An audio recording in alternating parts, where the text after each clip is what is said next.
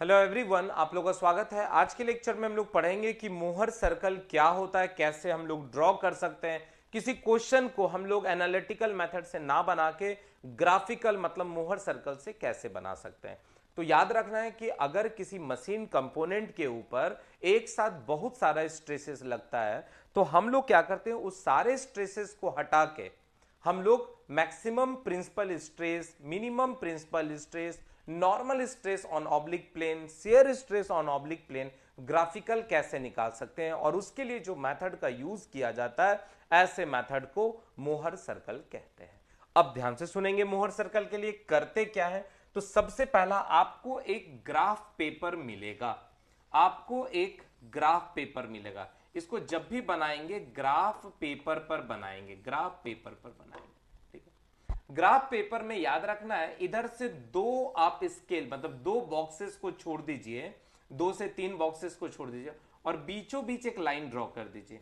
तो बीचों बीच एक लाइन ड्रॉ कर दीजिए और ये एक्स एक्सिस होगा। और याद रखना है कि कंपोनेंट के ऊपर जितना भी नॉर्मल स्ट्रेस लग रहा है, नॉर्मल का मतलब होता है प्लेन के परपेंडिकुलर। जैसे मान लीजिए ये आपका कोई कंपोनेंट है, तो इस कंपोनेंट पर यहां पर सिग्मा एक्स लग रहा है, सिग्मा वाई लग रहा है, तो यही देखिए इस प्लेन पर नॉर्मल हो गया, इस प्लेन पर क्या हो गया, नॉर्मल हो गया। तो जितना भी नॉर्मल स्ट्रेस होगा, सारे नॉर्मल स्ट्रेस को कहां दिखाएंगे, एक्स एक्सिस पर दिखाएंगे। कहां दिखाएंगे, एक्स एक्सिस। हम लिख भी देते हैं कि सिग्मा एक्स को, सिग्मा वाई को, उसके बाद आपको maximum principal stress, minimum principal stress और साथ ही साथ normal stress on oblique plane, सारा जो स्ट्रेस है वो कहां दिखाना है, आपको एक्स एक्सिस में दिखाना है। और जितना भी शियर स्ट्रेस है, मतलब टाउ एक्स वाई है, टाउ है या टाउ मैक्स है, ये सारा का सारा किधर होगा, वाई एक्सिस में होगा। इतना दूर तक तो समझ में आ रहा। अब सुनिए मेरा बात को। मान लीजिए क्वेश्चन में आपको sigma x sigma why they दिया है और साथ ही साथ आपको क्या किया है, यहां पर सिग्मा एक्स सिग्मा वाई देने के बाद हो सकता है कि ये ऐसे लिखा हो, ये ऐसे हो, ये आपका ऐसे हो और ये ऐसे हो, और इसमें एक थीटा एंगल दे दिया। अब सुनिएगा मेरा बात को।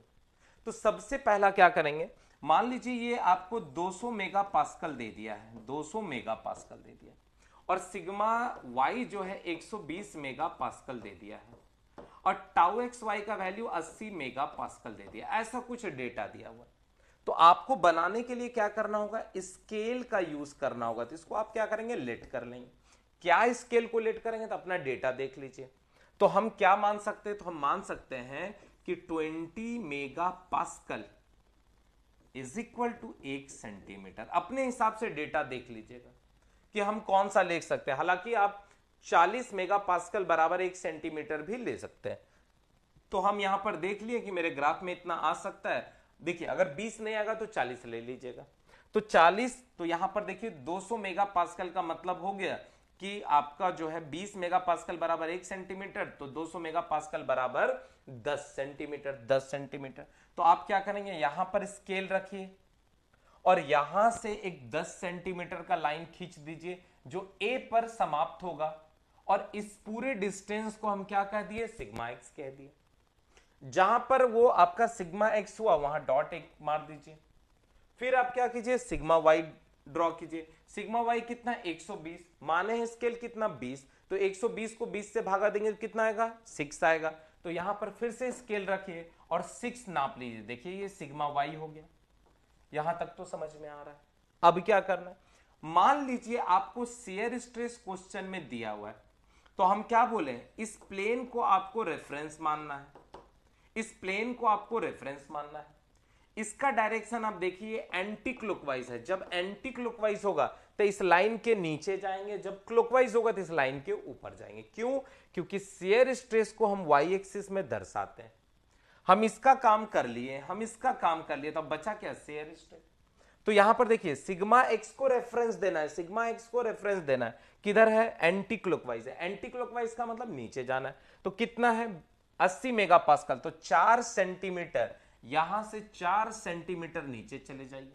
जितना यहां से नीचे गए, और ये देखिए क्लॉकवाइज है, ये क्लॉकवाइज है, यहां से ऊपर चले गए, ऊपर चले गए। अब क्या किए, यहां पर स्केल रखें और यहां पर स्केल रखें और इसको स्केल से मिला दिए। जहां ये एक्स एक्सिस को कट किया उसको हम लोग सेंटर बोल दिए, उसको हम लोग क्या किए, सेंटर बोल दिए। ये सेंटर हो गया, ये सेंटर हो गया। और हम लोग क्या किए, इसको एज अ रेडियस मान के, इसको एज अ रेडियस मान के कंपास ले लिए और इसमें यहां पर निडल रख दिए, यहां पेंसिल रख दी और एक सर्कल को हम ड्रॉ कर दिए। एक सर्कल को हम ड्रॉ कर दिए और इसी सर्कल को हम मोहर सर्कल कह रहे हैं, इसी सर्कल को हम मोहर सर्कल कह रहे हैं। अब सर्कल एक्स एक्सिस में जहां पर काटेगा उतने दूर के डिस्टेंस को हम कहां से नापेंगे, ओरिजिन से नापेंगे। ये देखिए यहां से हम इसको नाप लेंगे, जो भी डिस्टेंस आया, मान लीजिए 12.5 आया तो 12.5 सेंटीमीटर गुना, ये देखिए 1 सेंटीमीटर बराबर 20, तो 12.5 से 20 को गुना कर देंगे तो हमको क्या निकल जाएगा, मैक्सिमम, क्या निकल जाएगा, मैक्सिमम प्रिंसिपल स्ट्रेस निकल जाएगा। समझ में आ गया, समझ में आ गया। ये वापस यहां पर कट कर रहा है, ये देखिए एक्स एक्सिस में यहां भी कट कर रहा है, फिर ओरिजिन से इसको नाप लेंगे और इसको कहेंगे मिनिमम प्रिंसिपल स्ट्रेस। एकदम समझ में आ गया, मिनिमम प्रिंसिपल स्ट्रेस। कोई दिक्कत नहीं, कोई परेशानी नहीं, आराम से आप निकाल दिए। अब जरा सा बात को समझिएगा, अब जरा सा बात को समझिएगा और याद क्या रखना है, सेंटर से एक वर्टिकल लाइन ड्रॉ कर दीजिए, सेंटर से एक वर्टिकल लाइन ड्रॉ कर दीजिए, जहां कट करे उसका नाम लिख दीजिए आर फॉर रोशन सर, ठीक है, यहां पर। और यही डिस्टेंस को आप नाप लीजिए तो इसको क्या कहेंगे, मैक्सिमम शियर स्ट्रेस। क्या कहेंगे, मैक्सिमम शियर स्ट्रेस। याद रखना बच्चा, खाली नाप के छोड़ नहीं देना। जैसे मान लीजिए नापे और इसका वैल्यू आया 7.2 सेंटीमीटर, तो वहां गुना करेंगे, 1 सेंटीमीटर बराबर 20, तो 7.2 गुना 20 और वहां से शियर स्ट्रेस निकल जाएगा। कौन सा स्ट्रेस, मैक्सिमम शियर स्ट्रेस। कौन सा स्ट्रेस, मैक्सिमम शियर स्ट्रेस। यहां तक तो समझ में आ गया। अब खतरनाक आ जाते हैं कि सर अगर मान लीजिए ऑब्लिक प्लेन दे दिया और थीटा बराबर हमको दे दिया 50 डिग्री, तब क्या करेंगे। थीटा बराबर दे दिया 50 डिग्री, तब हम क्या करेंगे। तो याद रखना है कि ये जो लाइन आप टेढ़ा रखें, इसको आप क्या करेंगे, रेफरेंस एक्सिस मानेंगे। क्या मानेंगे बच्चा, रेफरेंस एक्सिस इसको मानेंगे। अब इस रेफरेंस एक्सिस में प्रोटेक्टर को ले लेंगे, है ना, चांद को ले लेंगे। आपके पास प्रोटेक्टर होगा ही तो आप क्या करेंगे, प्रोटेक्टर को ले लेंगे। अब ये दिमाग में बैठाना है कि जो एंगल आप लेंगे ना वो हमेशा क्लॉकवाइज लेंगे, क्लॉकवाइज लेंगे। तो देखिए क्लॉकवाइज आप प्रोटेक्टर या तो ऐसे करके बैठा दीजिएगा, नहीं तो आप ऐसे बैठा दीजिएगा। दो ही तरीका है प्रोटेक्टर को, या तो आप ऐसे या तो आप ऐसे। बात समझिएगा।